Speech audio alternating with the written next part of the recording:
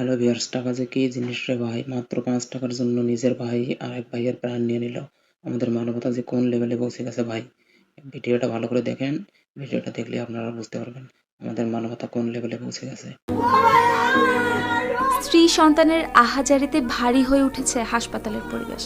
কে বলবে মাত্র ২০ দিন আগেই দেশে এসেছিলেন পরিবারের সঙ্গে রমজান কাটাতে, আর এখন নিথর দেহে শুয়ে আছেন হাসপাতালের বিছানায়। কিন্তু এই হৃদয় বিদারক ঘটনার শুরু বিদ্যুৎ বিলের মাত্র ৫ টাকা কম দেওয়াকে কেন্দ্র করে।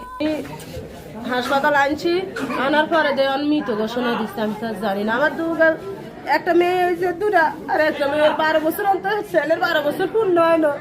তাহলে আমি কি করি, এসব পালন করি বলেন? কেন আমার স্বামীর আশ্রয় নেই দাঁড়াইলো?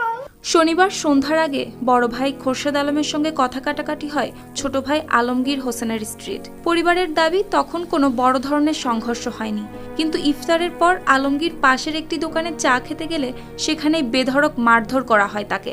গুরুতর আহত অবস্থায় তাকে ফেলে রেখে চলে যান অভিযুক্তরা। পরে স্থানীয়রা উদ্ধার করে রামগঞ্জ উপজেলা স্বাস্থ্য কমপ্লেক্সে নিয়ে গেলে চিকিৎসক মৃত ঘোষণা করেন তাকে।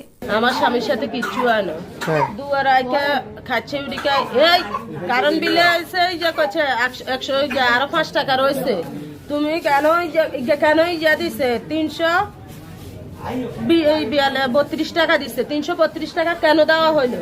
তাই কেছি কেন দিছি, আগে তাই ৫ টাকা ১০ টাকা বেশি দিছি, কিংবা ২ টাকা বেশি দিছে, অনানেরা চালাই না, নানের ভাই দিব, এই আমার গালাগালি। আমি আর কিছু চোখে মুখে না দেয় আই তর্ক করছি, হে আরে কয় আমি হেরে কই, আমার বেড়া এক কথা কয় না এ যাই দোকানে বসে চা খাইবে এমন টাইমে দিচ্ছে বাড়ি, কি বেড়ায় দিছে কি সেটা কইতাম না। ঘটনাটি লক্ষ্মীপুরের রামগঞ্জ উপজেলার করপাড়া ইউনিয়নের উত্তর বদরপুর এলাকার। ছোট ভাই আলমগীর দীর্ঘদিন আবুধাবিতে কর্মরত ছিলেন। পরিবারের সচ্ছলতা ফেরাতে বছরের পর বছর বিদেশে কাটানো মানুষটি চলতি মাসের ১ ফেব্রুয়ারি ছুটিতে দেশে ফেরেন। স্বজনদের অভিযোগ, সামান্য অর্থের বিষয়কে কেন্দ্র করে এমন নির্মম পরিণতি হবে কেউ কল্পনাও করেনি কখনো।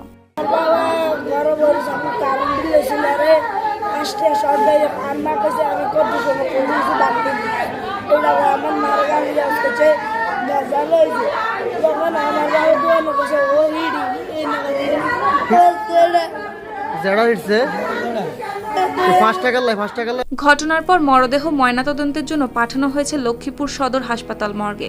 এদিকে পরিবারের দাবি, দ্রুত অভিযুক্তকে গ্রেপ্তার করে দেওয়া হোক দৃষ্টান্তমূলক শাস্তি।